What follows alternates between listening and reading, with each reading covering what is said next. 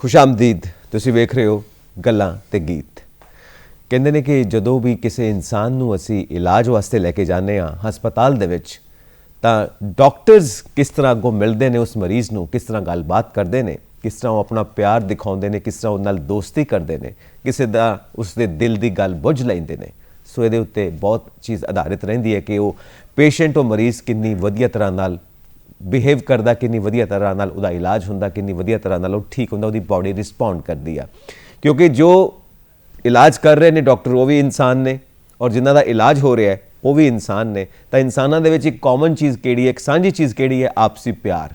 वो प्यार बरकरार होना चाहिए, वो जिहड़ा आपस दा अपनापन है वो बरकरार होना चाहिए, कंपैशन होना चाहिए, काइंडनैस दया मिलनी चाहिए है। उस नाल मरीज़ वधिया हो जाता, चंगा हो जाता। तो अज हैगा 4 फरवरी, अज असी मना रहे हैं विश्व कैंसर दिवस, वर्ल्ड कैंसर डे है अज। तो वर्ल्ड कैंसर डे के उत्ते एक खास प्रोग्राम तुहाडे लई रखिया, तुहाडे लई उलीकिया है, जिहदे विच तुहानूं कैंसर बारे जानकारी देने वास्ते साडे स्टूडियोज़ दे विच मौजूद ने डॉक्टर रुपिंदर भार्गव जी, जो कि कैंसर स्पैशलिस्ट ने। Sir welcome to the show और बहुत बहुत शुक्रिया कि तुसी अपने बिजी स्कैड्यूल विचों टाइम कढ के साडे दर्शकां नाल अपना तजर्बा साझा करने वास्ते स्टूडियोज़ दे विच आए हो। खुशामदीद। सो सब तो पहला यही जानना चाहांगे कि अज असीं दुनिया दे विच मना रहे हैं वर्ल्ड कैंसर डे। सो इहदा पर्पज़ की है, इहदा मंतव की है, क्यों मनाया जाता है ये दिन? वर्ल्ड कैंसर डे मनाने का परपस ये है कि असी आम जनता नूं जो कैंसर बारे नहीं जानते उन्हां बारे वधेरे जागरूक किया जाए, तां जो इलाज हर एक इंसान तक पहुँच सके जिहड़ा कैंसर तो सफ़र कर रहा है। तो इलाज दे विच किसी तरह दियां जो भी अड़चना आंदियां, जो साडे because of lack of awareness असी इलाज लई पहुँच नहीं पाते, उन्हां नूं दूर किया जाए जी। क्योंकि सारी दुनिया दे विच रिसोर्सिस दी डिफरेंस है, अमीर कंट्रीज़ है और पुअर कंट्रीज़। पर इस डे का यह है कि यह सारा गैप घटाया जा सके, चाहे कोई गरीब कंट्री तो हो, चाहे कोई डिवेलप्ड कंट्रीज़ तो हो, हर एक नूं एक समान एक चंगा इलाज मिल सके। कैंसर एक इदां दा शब्द है कि सानूं सारिਆਂ ਨੂੰ डर लगदा। ਜਦੋਂ मैं प्रोग्राम की शुरुआत की है उदों भी तुसीं इस चीज़ का अंदाज़ा लगाया होएगा कि मैं उस डर नूं समझदा जो हरेक दे मन के अंदर बैठा हुंदा है। क्योंकि मैं अपने बोलन की शैली भी वो रखी कि एक डर उहदे च लगे तो नाल दी नाल एक मोटिवेशन भी लगे कि इस कैंसर का इलाज संभव है।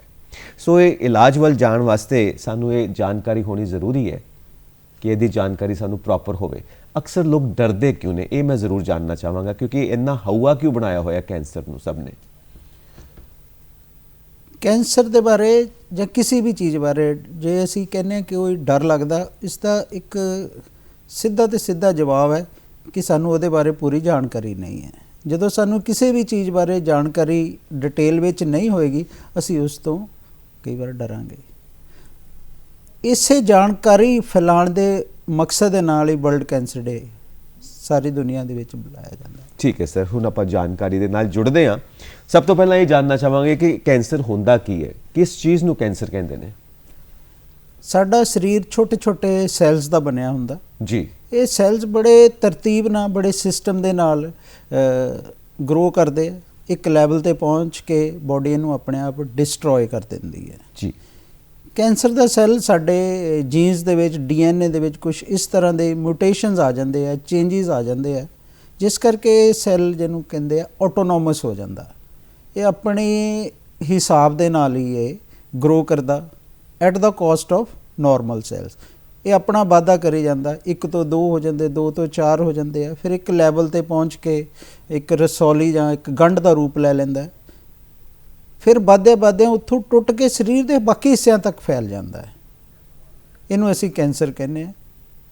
एक सैल जो एक बॉडी का सिस्टम नू फॉलो नहीं करता, ऑटोनोमस हो जाता एंड ग्रो करता at the cost of normal body. मतलब अपने आप ही वधना शुरू हो जाता।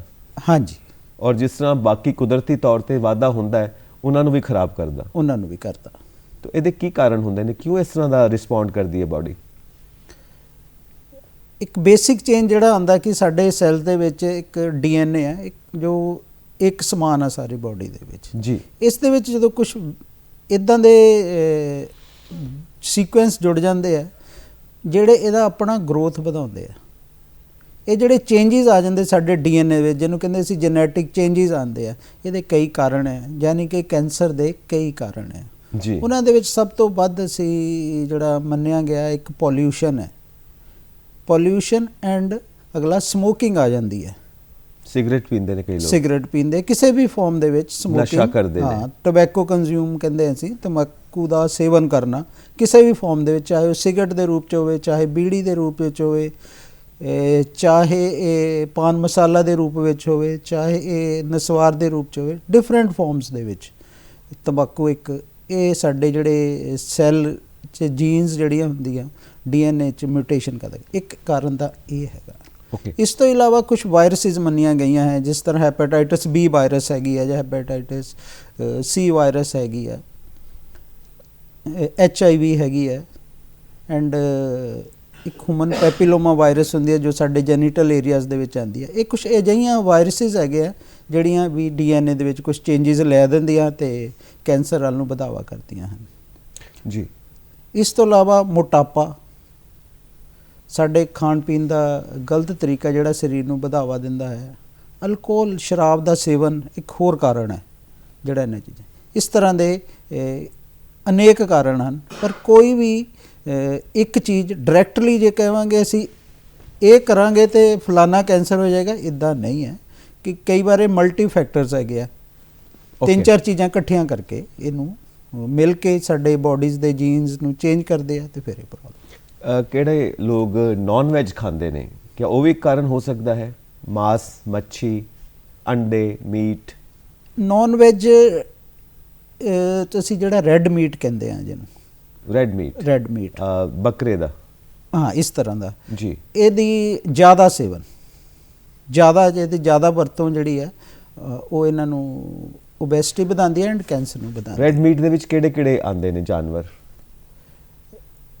ਆਮ ਤੌਰ ਤੇ ਅਸੀਂ ਦੇਖਦੇ ਹਾਂ ਜਿਸ ਤਰ੍ਹਾਂ ਇਹ ਗੋਟਸ ਵਗੈਰਾ ਹੋ ਗਈਆਂ, ਸ਼ੀਪਸ ਹੋ ਗਈਆਂ, ਐਂਡ ਹੋਰ ਇਹਦੇ ਨਾਲ ਮਿਲਦੀ ਜਿਹੜੀ ਪ੍ਰਜਾਤੀਆਂ ਹੈਗੀਆਂ। ਓਕੇ, ਹਾਂਜੀ, ਇਹਦੇ ਕਰਕੇ ਪ੍ਰੋਬਲਮਸ ਹੁੰਦੀਆਂ ਨੇ, ਜ਼ਿਆਦਾ ਸੇਵਨ ਇਹਨਾਂ ਦਾ ਇਹ ਪ੍ਰੋਬਲਮ ਕਰਦਾ ਹੈ।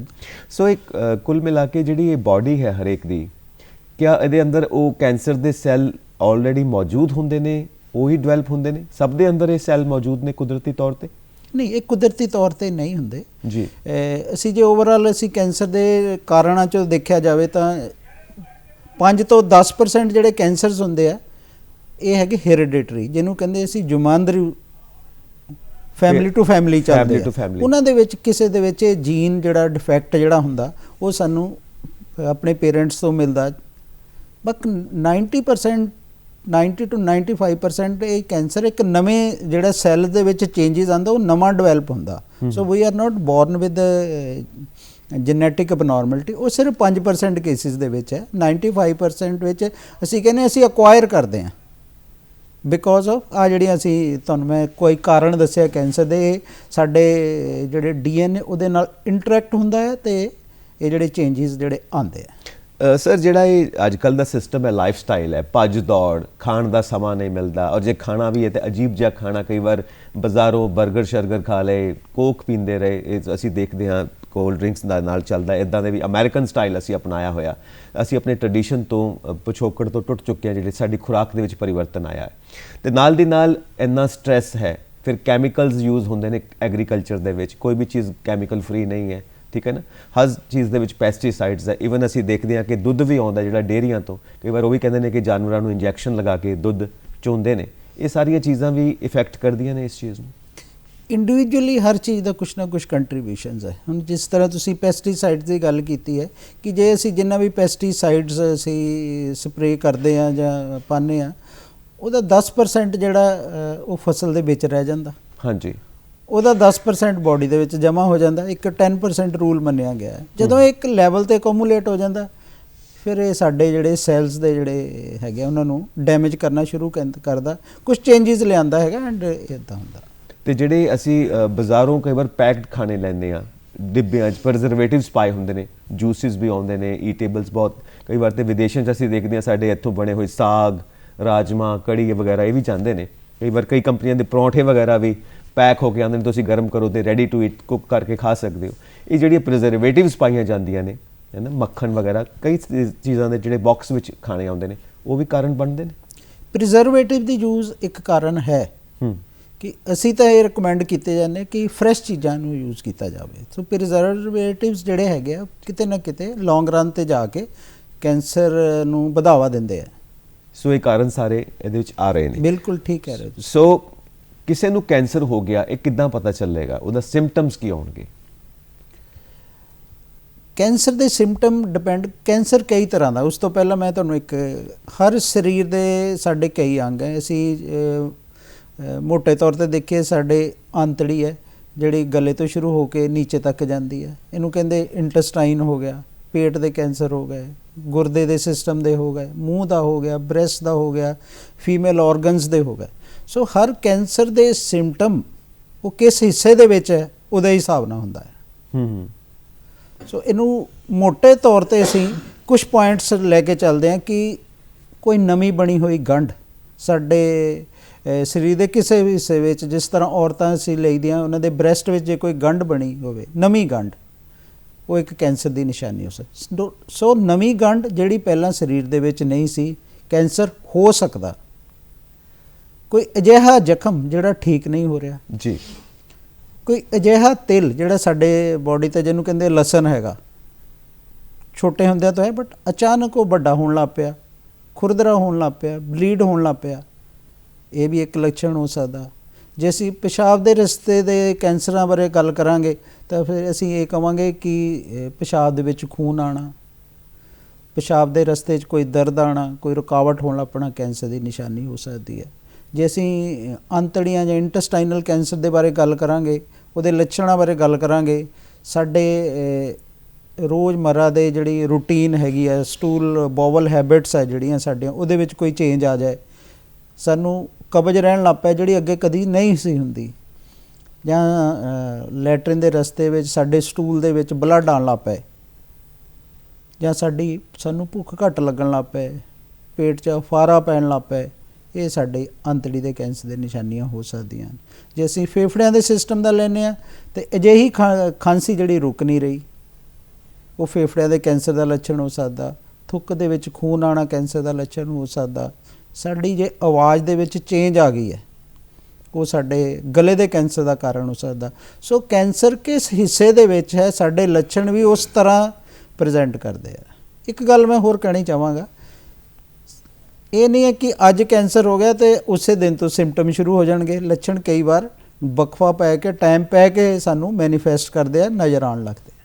ਮਤਲਬ ਉਹ ਡਿਵੈਲਪ ਹੋ ਚੁੱਕਾ ਹੁੰਦਾ ਕਾਫੀ ਦੇਰ ਪਹਿਲਾਂ, ਇੱਕ ਲੈਵਲ ਤੱਕ ਪਹੁੰਚ ਕੇ ਜਦੋਂ ਸਾਡੀ ਕੁਝ ਰੂਟੀਨ ਨੂੰ ਅਫੈਕਟ ਕਰੇਗਾ ਤਾਂ ਹੀ ਸਾਨੂੰ ਪਤਾ ਲੱਗੇਗਾ। ਪਰ ਕਈ ਜਿਹੜੇ ਕੈਂਸਰ ਆ ਸਾਡੇ ਸਰੀਰ ਦੇ ਬਾਹਰਲੇ ਹਿੱਸੇ 'ਚ, ਜਿਸ ਤਰ੍ਹਾਂ ਬ੍ਰੈਸਟ ਕੈਂਸਰ ਹੈ, ਇਹ ਅਸੀਂ ਜੇ ਥੋੜ੍ਹਾ ਜਿਹਾ ਆਪਣੀ ਬੋਡੀ ਬਾਰੇ ਅਵੇਅਰ ਹੋਵਾਂਗੇ ਤਾਂ ਅਸੀਂ ਸ਼ੁਰੂ 'ਚ ਫੜ ਸਕਦੇ ਹਾਂ ਅੰਦਰੂਨੀ ਕੈਂਸਰਾਂ ਦੇ ਨਾਲੋਂ। ਓਕੇ, ਕਿਸ ਤਰ੍ਹਾਂ ਦੇ ਜਿਹੜੇ ਕਾਮਨ ਰੂਪ ਦੇ ਵਿੱਚ ਅਸੀਂ ਕੈਂਸਰ ਮੰਨਦੇ ਹਾਂ ਕਿ ਜਿਹੜੇ ਹੁੰਦੇ ਹੀ ਨੇ ਮਰਦਾਂ ਦੇ ਵਿੱਚ ਤੇ ਔਰਤਾਂ ਦੇ ਵਿੱਚ, ਜਿਹੜੇ ਬੜੇ ਕਾਮਨ ਨੇ? ਆਮ ਤੌਰ ਤੇ ਕੈਂਸਰ ਨੂੰ ਦੋ ਫਾਰਮ ਦੇ ਵਿੱਚ ਅਸੀਂ ਡਿਵਾਈਡ ਕਰਦੇ ਹਾਂ। ਇੱਕ ਬਲੱਡ ਕੈਂਸਰ ਕਹਿੰਦੇ ਮੋਟੇ ਤੌਰ ਤੇ, ਇਹਨੂੰ ਕਹਿੰਦੇ ਬਲੱਡ ਕੈਂਸਰ ਹੈ। ਦੂਸਰੇ ਨੂੰ ਕਹਿੰਦੇ ਸੋਲਿਡ ਜਾਂ ਗੰਢਾਂ ਵਾਲੀਆਂ ਸਾਡੀਆਂ ਕੈਂਸਰ ਹੁੰਦੇ ਆ। ਅੱਗੇ ਜਿਹੜੀ ਡਿਵੀਜ਼ਨ ਆ ਜਾਂਦੀ ਵੀ ਮੇਲਸ ਤੇ ਫੀਮੇਲਸ ਦੇ ਵਿੱਚ, ਦੋਨਾਂ 'ਚ ਕਈ ਵਾਰ ਕੁਝ ਕੈਂਸਰ ਮੇਲਸ ਦੇ ਵਿੱਚ ਜ਼ਿਆਦਾ ਹੈ, ਕੁਝ ਔਰਤਾਂ ਦੇ ਵਿੱਚ ਜ਼ਿਆਦਾ ਹੈ ਜੀ। ਜਦੋਂ ਅਸੀਂ ਫੀਮੇਲਸ ਦੇ ਬਾਰੇ, ਆਪਣੇ ਮੁਲਕ ਦੇ, ਆਪਣੀ ਇੰਡੀਆ ਦੇ ਬਾਰੇ ਅਸੀਂ ਗੱਲ ਕਰਾਂਗੇ ਤਾਂ ਇੱਕ ਜਿਹੜਾ ਸ਼ਹਿਰੀ ਔਰਤਾਂ ਦੇ ਵਿੱਚ ਬ੍ਰੈਸਟ ਕੈਂਸਰ ਸਭ ਤੋਂ ਜ਼ਿਆਦਾ ਹੁੰਦਾ ਹੈ। ਬਟ ਅਸੀਂ ਜਿਹੜੇ ਪੇਂਡੂ ਇਲਾਕਿਆਂ ਦੇ ਵਿੱਚ ਦੇਖਦੇ ਹਾਂ ਤੇ ਉਹ 'ਚ ਸਰਵਿਕਸ ਕੈਂਸਰ ਕਾਮਨ ਹੈ। ਸਰਵਿਕਸ ਮਤਲਬ ਬੱਚੇਦਾਨੀ ਦੇ ਮੂੰਹ ਦਾ ਕੈਂਸਰ ਕਹਿ ਸਕਦੇ ਹਾਂ ਅਸੀਂ, ਉਹਨਾਂ ਦੇ ਵਿੱਚ ਉਹ ਆਉਂਦਾ। ਇਸ ਤੋਂ ਇਲਾਵਾ ਵੱਡੀ ਆਂਤੜੀ ਦਾ ਕੈਂਸਰ, ਸਟਮਕ ਦਾ ਕੈਂਸਰ, ਇਹ ਕੁਛ ਹੋਰ ਕੈਂਸਰ ਆ ਜਿਹੜੇ ਅੱਗੇ ਪਾਏ ਜਾਂਦੇ। ਅਸੀਂ ਬੰਦਿਆਂ ਦੇ ਵਿੱਚ ਦੇਖਦੇ ਹਾਂ, ਮੈਨਸ ਦੇ ਵਿੱਚ, ਉਹਨਾਂ ਦੇ ਵਿੱਚ ਸਾਡੇ ਜਿਹੜਾ ਹੈਗਾ ਮੂੰਹ ਦੇ ਕੈਂਸਰ ਜਿਹੜੇ ਆ, ਓਰਲ ਕੈਂਸਰ ਜਿਹਨੂੰ ਕਹਿੰਦੇ ਆ, ਜੀਭ ਦਾ ਕੈਂਸਰ, ਗਲੇ ਦਾ ਕੈਂਸਰ, ਮਸੂੜੇ ਦਾ ਕੈਂਸਰ, ਕਿਉਂਕਿ ਇਹ ਤੰਬਾਕੂ ਨਾਲ ਰਿਲੇਟਡ ਹੈ, ਇਹ ਸਭ ਤੋਂ ਜ਼ਿਆਦਾ ਸਾਡੀ ਕੰਟਰੀ ਵਿੱਚ ਹੁੰਦਾ ਹੈ। ਓਕੇ। ਇਸ ਤੋਂ ਬਾਅਦ ਫੇਫੜਿਆਂ ਦਾ ਕੈਂਸਰ, ਉਹ ਜਿਹੜਾ ਇੱਕ ਬਹੁਤ ਕਾਮਨ ਹੈਗਾ। ਅੱਗੇ ਸਾਡੇ ਫਿਰ ਆਂਤੜੀ ਦਾ, ਮਿਹਦੇ ਦਾ, ਫੂਡ ਪਾਈਪ ਦਾ ਕੈਂਸਰ, ਕੁਝ ਹੋਰ ਕੈਂਸਰ ਹੈ ਜਿਹੜੇ ਪਾਏ ਜਾਂਦੇ ਹਨ। ਇਹ ਫੇਫੜਿਆਂ ਦਾ ਵੀ ਤੰਬਾਕੂ ਕਰਕੇ ਹੀ ਹੈ? ਸਮੋਕਿੰਗ ਦੇ ਨਾਲ Smoking ਰਿਲੇਟਡ ਹੈ। ਹੈ, ਪੋਲਿਊਸ਼ਨ, ਸਮੋਕਿੰਗ।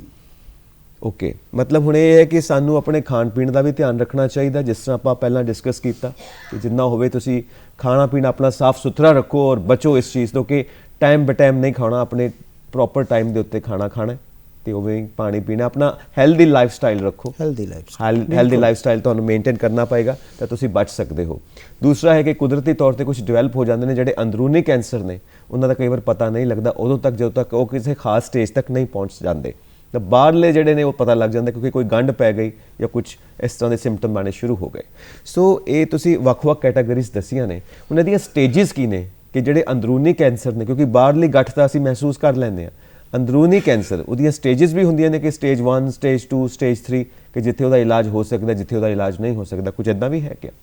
ਸਾਰੇ ਕੈਂਸਰ ਨੂੰ ਅਸੀਂ ਇਹ ਪਹਿਲੀ ਤੋਂ ਲੈ ਕੇ 4 ਸਟੇਜ ਦੇ ਵਿੱਚ ਡਿਵਾਈਡ ਕਰਦੇ ਹਾਂ, 1 ਤੋਂ ਲੈ ਕੇ 4 ਸਟੇਜਿਸ ਹੁੰਦੇ। ਪਰ ਮੈਂ ਦੱਸਣਾ ਚਾਹਾਂਗਾ ਸਟੇਜ ਦਾ ਮਤਲਬ ਹੈ ਕਿ ਕੈਂਸਰ ਕਿੰਨਾ ਕੁ ਫੈਲਿਆ ਆ ਜੀ, ਜਾਂ ਲਿਮਟਿਡ ਹੈਗਾ। ਇਹਦਾ ਜ਼ਿਆਦਾ ਜਿਹੜਾ ਪਰਪਸ ਹੈਗਾ ਡਾਕਟਰ ਦੇ ਲਈ ਇਹ ਡਿਸਾਈਡ ਕਰਨ ਲਈ ਆਪਾਂ ਇਸ ਲੈਵਲ ਤੇ ਕੀ ਇਲਾਜ ਕਰਨਾ, ਪਹਿਲੀ ਤੇ ਕੀ ਕਰਨਾ, ਦੂਜੀ ਤੇ ਕਰਨਾ, ਤੀਜੀ ਤੇ ਕਰਨਾ, ਚੌਥੀ ਤੇ ਕੀ ਕਰਨਾ ਹੈਗਾ। ਸਮਝਾਉਣ ਦੇ ਤੌਰ ਤੇ ਅਸੀਂ ਕਹਿ ਸਕਦੇ ਪਹਿਲੀ ਸਟੇਜ ਦੇ ਵਿੱਚ ਜਿਹੜਾ ਕੈਂਸਰ ਹੈ ਜਿਸ ਆਰਗਨ ਤੋਂ ਸ਼ੁਰੂ ਹੁੰਦਾ ਉਸ ਏਰੀਆ ਤੱਕ ਹੀ ਲਿਮਟਿਡ ਹੈ, ਉਹਦਾ ਫੈਲਾਅ ਜ਼ਿਆਦਾ ਨਹੀਂ, ਫੈਲਿਆ ਨਹੀਂ ਹੈ। ਅੱਛਾ ਜੀ। ਜੇ ਅਸੀਂ ਉਦਾਹਰਨ ਦੇ ਤੌਰ ਤੇ ਬ੍ਰੈਸਟ ਕੈਂਸਰ ਦੇ ਬਾਰੇ ਗੱਲ ਕਰਾਂਗੇ ਤਾਂ ਅਸੀਂ ਇਹ ਕਵਾਂਗੇ ਇੱਕ ਛੋਟੀ ਜਿਹੀ ਗੰਢ ਹੈ ਜਿਹੜੀ ਇਕੱਲੀ ਬ੍ਰੈਸਟ ਤੱਕ ਹੀ ਸੀਮਤ ਹੈ ਤੇ ਉਹ ਫੈਲ ਕੇ ਕੱਚ ਤੱਕ ਨਹੀਂ ਗਈ।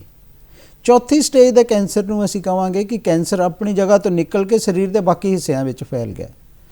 ਜੇ ਅਸੀਂ ਬ੍ਰੈਸਟ ਕੈਂਸਰ ਬਾਰੇ ਗੱਲ ਕਰਾਂਗੇ ਤਾਂ ਅਸੀਂ ਕਵਾਂਗੇ ਕਿ ਬ੍ਰੈਸਟ ਤੋਂ ਨਿਕਲ ਕੇ ਜਿਹੜਾ ਛਾਤੀ 'ਚੋਂ ਨਿਕਲ ਕੇ ਕੈਂਸਰ ਉਹ ਜਾਂ ਤਾਂ ਫੇਫੜਿਆਂ 'ਚ ਚਲੇ ਗਿਆ ਜਾਂ ਲੰਗਸ ਵਿੱਚ ਫੇਫੜੇ ਜਾਂ ਲੰਗਸ 'ਚ ਚਲੇ ਗਿਆ ਜਾਂ ਹੱਡੀਆਂ ਦੇ ਵਿੱਚ ਚਲੇ ਗਿਆ ਜਾਂ ਲਿਵਰ 'ਚ ਚਲੇ ਗਿਆ, ਯਾਨੀ ਕਿ ਸਰੀਰ ਦੇ ਬਾਕੀ ਹਿੱਸਿਆਂ 'ਚ ਫੈਲ ਗਿਆ, ਉਹ ਚੌਥੀ ਸਟੇਜ ਦਾ ਕੈਂਸਰ ਹੋ ਜਾਂਦਾ ਜੀ। ਇਹਨਾਂ ਦੇ ਇਨ ਬਿਟਵੀਨ ਜਿਹੜੀ ਸੈਕੰਡ ਤੇ ਥਰਡ ਦੇ ਵਿੱਚ ਇਹ ਬਾਕੀ ਕਿੰਨਾ ਫੈਲਿਆ ਉਸ ਚੀਜ਼ ਨੂੰ ਕੈਟਾਗਰਾਈਜ਼ ਕਰਦਾ ਹੈਗਾ ਜੀ। ਸੋ ਇਹ ਜ਼ਿਆਦਾ ਤੌਰ ਤੇ ਡਾਕਟਰ ਦੇ ਲਈ ਹੈਗਾ ਟੂ ਡਿਸਾਈਡ ਵੀ ਅਸੀਂ ਅੱਗੇ ਇਹਦੇ ਇਲਾਜ ਦੇ ਬਾਰੇ ਕੀ ਕਰਨਾ। ਆਮ ਜਨਤਾ ਦੇ ਲਈ ਇਹਦੇ ਕੋਈ ਜ਼ਿਆਦਾ ਇਹਦੀ ਇੰਪੋਰਟੈਂਸ ਨਹੀਂ ਹੈ, ਚਾਹੇ ਕੁਐਸਚਨ ਉਹਨਾਂ ਨੂੰ ਲੈਂਦਾ ਕੋਈ ਜ਼ਿਆਦਾ ਫਰਕ ਨਹੀਂ ਪੈਂਦਾ, ਪਰ ਉਹ ਅਕਸਰ ਇਹ ਸਵਾਲ ਜੋ ਤੁਸੀਂ ਕੀਤਾ ਜ਼ਰੂਰ ਕਰਦੇ, ਦੱਸੋ ਮੇਰੀ ਸਟੇਜ ਕਿਹੜੀ ਹੈ। ਫਿਰ ਉਹਨਾਂ ਨੂੰ ਇਹ ਕਹਿਣਾ ਪੈਂਦਾ ਵੀ ਇਹ ਸਟੇਜ ਤੁਹਾਡੇ ਲਈ ਜਾਣਨ ਲਈ ਇਹ ਜ਼ਰੂਰੀ ਹੈ ਕਿ ਇਹ ਕਿੱਥੇ ਤੱਕ ਫੈਲਿਆ ਆ, ਇੱਕ ਸਿੰਪਲ ਭਾਸ਼ਾ ਦੇ ਵਿੱਚ। ਮਤਲਬ ਹਰ ਇੱਕ ਨੂੰ ਇਹ ਹੁੰਦਾ ਨਾ ਕਿ ਉਹਦਾ ਇਲਾਜ ਹੋ ਸਕਦਾ ਕਿ ਨਹੀਂ ਹੋ ਸਕਦਾ, ਕਿਉਂਕਿ ਕੈਂਸਰ ਨਾਲ ਜੁੜੀ ਹੋਈ ਇਹ ਗੱਲ ਹੈ ਕਿ ਇਹ ਲਾਈਫ ਦਾ ਰਿਸਕ ਹੈ। ਹਾਂਜੀ, ਹਰ ਬਿਮਾਰੀ ਰਿਸਕ ਹੈ, ਹਰ ਬਿਮਾਰੀ ਰਿਸਕ ਹੈ, तो ਇਸ ਕਰਕੇ ਲੋਕ ਇਹ ਜ਼ਿਆਦਾ ਪੁੱਛਣਾ ਚਾਹੁੰਦੇ ਨੇ। ਬਿਲਕੁਲ। ਸੋ ਇਸ ਤੋਂ ਬਾਅਦ ਅਸੀਂ ਜਾਣਨਾ ਚਾਹਾਂਗੇ ਕਿ ਜਿਹੜੇ ਅਲੱਗ-ਅਲੱਗ ਟਾਈਮ ਦੇ ਉੱਤੇ ਡਾਇਗਨੋਜ਼ ਹੁੰਦੇ ਨੇ ਉਹ ਕਿਸ ਤਰ੍ਹਾਂ ਹੋਣਗੇ, ਉਹ ਟਾਈਮ ਕਿੱਦਾਂ ਹੁੰਦਾ, ਉਹਦਾ ਇਲਾਜ ਕੀ ਹੁੰਦਾ, ਹੋਰ ਵੀ ਜਿਹੜੀ ਬਾਕੀ ਇਨਫੋਰਮੇਸ਼ਨ ਕੈਂਸਰ ਨਾਲ ਰਿਲੇਟਡ ਹੈ ਅਸੀਂ ਉਹ ਜ਼ਰੂਰ ਜਾਣਨਾ ਚਾਹਾਂਗੇ। ਪਰ ਜਿਸ ਤਰ੍ਹਾਂ ਅਸੀਂ ਕਿਹਾ ਸ਼ੁਰੂਆਤ ਵਿੱਚ ਕਿ ਬੰਦਾ ਖੁਸ਼ ਰਵੇ ਹਰ ਮਾਹੌਲ ਦੇ ਵਿੱਚ ਤਾਂ ਉਹ ਬਿਮਾਰੀ ਦੇ ਉੱਤੇ ਉਹ ਕਾਬੂ ਪਾ ਸਕਦਾ। ਤਾਂ ਖੁਸ਼ ਰਹਿਣ ਵਾਸਤੇ ਸੰਗੀਤ ਜ਼ਰੂਰੀ ਆ ਤੇ ਅਸੀਂ ਇੱਕ ਗੀਤ ਦੇ ਵੱਲ ਜਾਂਦੇ ਹਾਂ ਜੀ।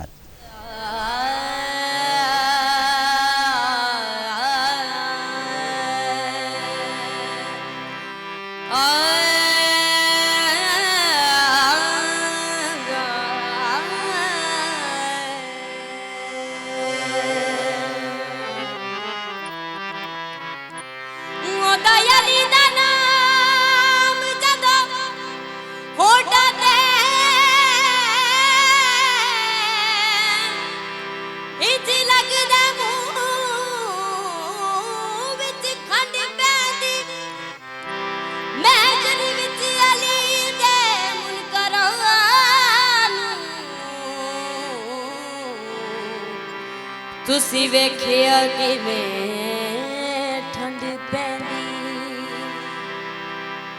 ਪੱਕੀ ਗੱਲ ਏ ਉਹ ਸਦਾ ਖੁਸ਼ ਰਹਿਣਗੇ, ਪੱਕੀ ਗੱਲ ਏ ਉਹ ਸਦਾ ਖੁਸ਼ ਰਹਿਣਗੇ, ਜੋ ਅਲੀ ਅਲੀ ਕਹਿਣਗੇ, ਜੋ ਅਲੀ ਅਲੀ ਕਹਿਣਗੇ, ਜੋ ਅਲੀ ਅਲੀ ਕਹਿਣਗੇ, ਜੋ ਅਲੀ ਅਲੀ ਕਹਿਣਗੇ। ਦੂਰ ਗਮਾਂ ਤੇ ਮੁਸੀਬਤਾਂ ਤੋਂ ਰਹਿਣਗੇ, ਜੋ ਅਲੀ ਅਲੀ ਕਹਿਣਗੇ, ਜੋ ਅਲੀ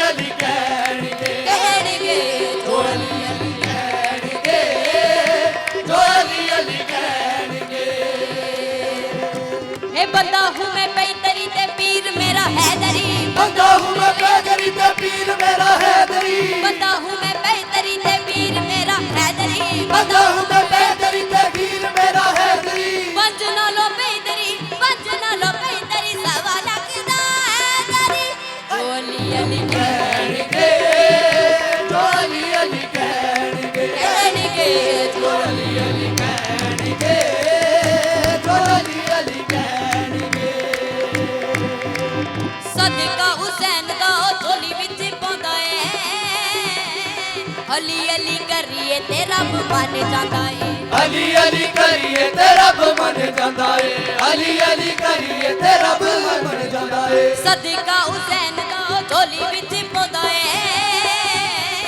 ਅਲੀ ਅਲੀ ਕਰੀਏ ਤੇ ਰੱਬ ਮੰਨ ਜਾਂਦਾ ਏ ਅਲੀ ਅਲੀ ਕਰੀਏ ਤੇ ਰੱਬ ਮੰਨ ਜਾਂਦਾ ਏ ਅਲੀ ਅਲੀ ਕਰੀਏ ਤੇ ਰੱਬ ਮੰਨ ਜਾਂਦਾ ਏ ਲਫ਼ਜ਼ਾਂ ਦੇ ਵਿੱਚ ਦੱਸ ਨਹੀਂ ਸਕਦਾ ਮੈਂ ਅਲੀ ਦੀ ਸ਼ਾਨਾਂ ਲਫ਼ਜ਼ਾਂ ਦੇ ਵਿੱਚ ਦੱਸ ਨਹੀਂ ਸਕਦਾ ਮੈਂ ਅਲੀ ਦੀਆਂ ਸ਼ਾਨਾਂ ਅਲੀ ਦੇ ਨਾਮ ਦਾ ਵਿਰਦ ਚ ਕਰੀਏ ਹੁੰਦੀਆਂ ਪਾਕ ਜ਼ਬਾਨਾਂ ਅਲੀ ਦੇ ਨਾਮ ਦਾ ਵਿਰਦ ਚ ਕਰੀਏ ਹੁੰਦੀਆਂ ਪਾਕ ਜ਼ਬਾਨਾਂ ਸਾਂ ਸੁੱਖਾਂ ਦਾ ਹੀ ਬੰਦੇ ਲੈਣਗੇ ਜੋ ਅਲੀ ਅਲੀ ਕਹਿਣਗੇ ਜੋ ਅਲੀ ਅਲੀ ਕਹਿਣਗੇ ਜੋ ਅਲੀ ਅਲੀ ਕਹਿਣਗੇ ਜੋ ਅਲੀ ਅਲੀ ਕਹਿਣਗੇ ਜੋ ਅਲੀ ਅਲੀ ਕਹਿਣਗੇ ਜੋ ਅਲੀ ਅਲੀ ਕਹਿਣਗੇ